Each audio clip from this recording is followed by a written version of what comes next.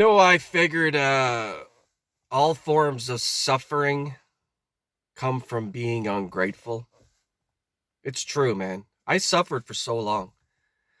And I know a lot of us out there have had our times of suffering, right? Suffering with that bottle in your hand and suffering in solitude and being depressed and being fucking bummed out. And some of us even got to the point where we felt suicidal, right? Like, it's just like, it felt like the universe was just conspiring against you, right? It was just like, what have I done to make myself feel this way, right? And then you start pointing outside. Well, it's this person, or it's that person, or it's because of this, or it's because of that, right? And then you just fucking tip her back, drown out your sorrows, right? And this is the life I led for a long time, man.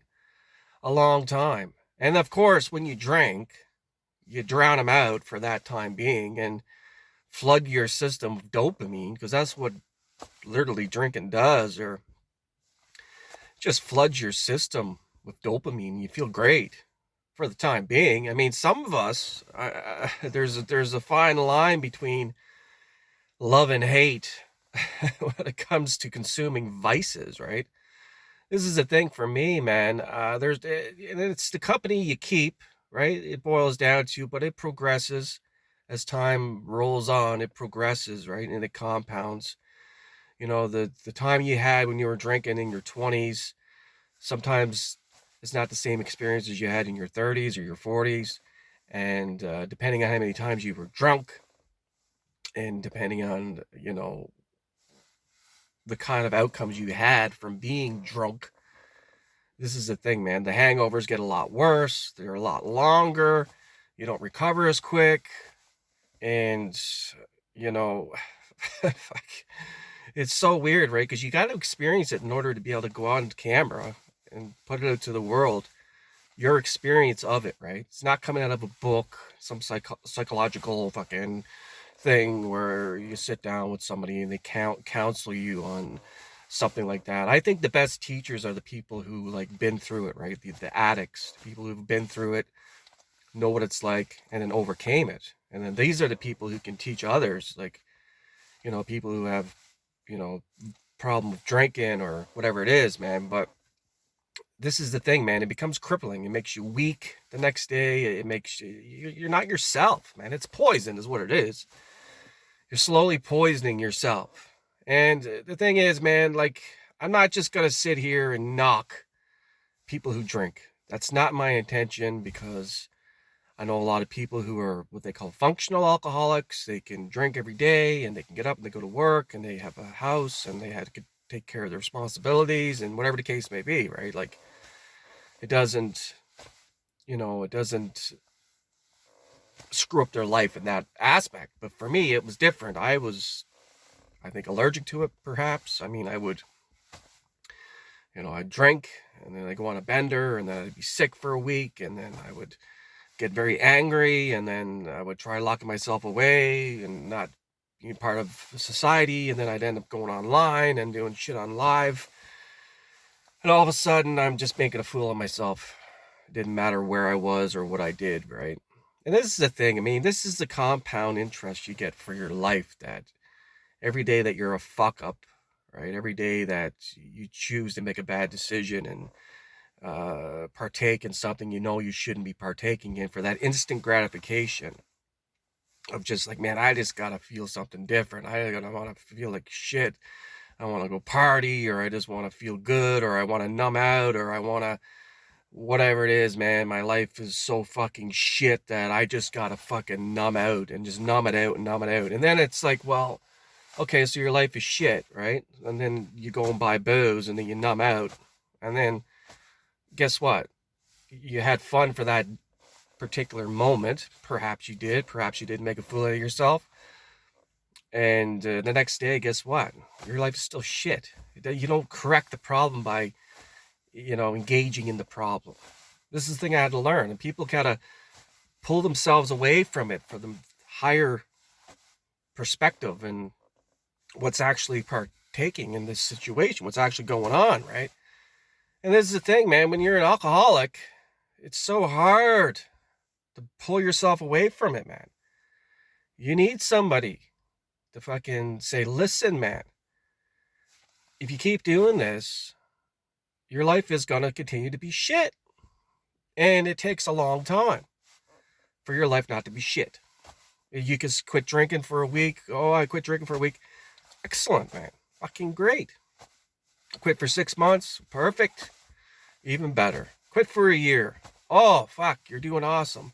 Poof, you relapse, right?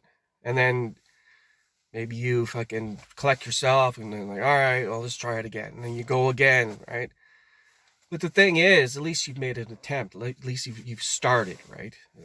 Relapses are inevitable. It happens all the time.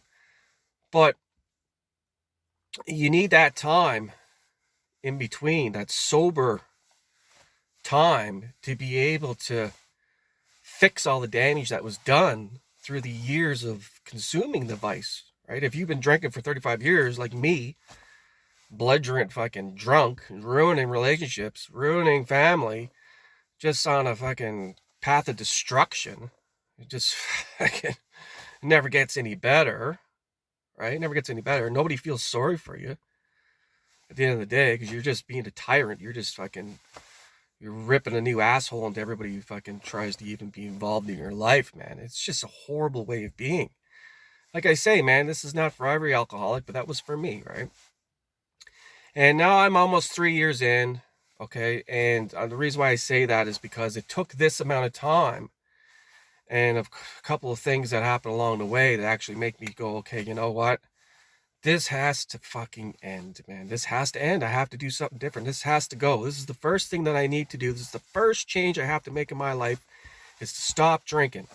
You gotta figure it out what it is in your life that's pulling you down. Like for some it's alcohol, for some it's drugs, for some it's gambling, for some it's whatever it is, man, right? So everybody's got that thing that's holding them back from being their best authentic selves, or putting their best out to the world, right? So I have to use alcohol because that was the one for me.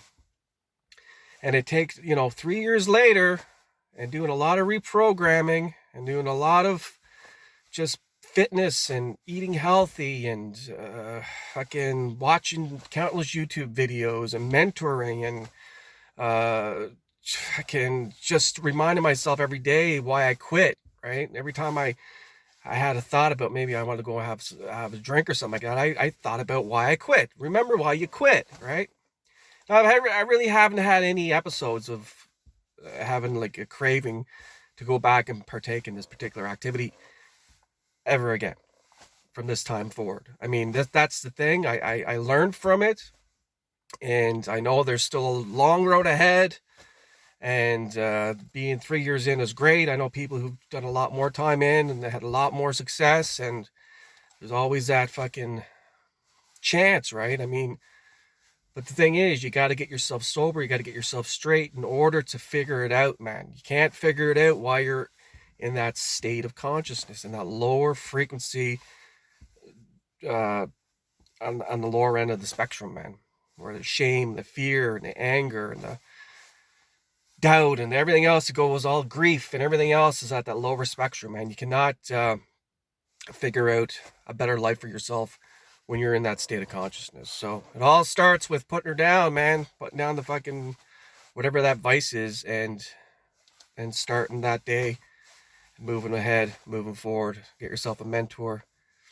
And with that being said, thanks for tuning in. Take it easy.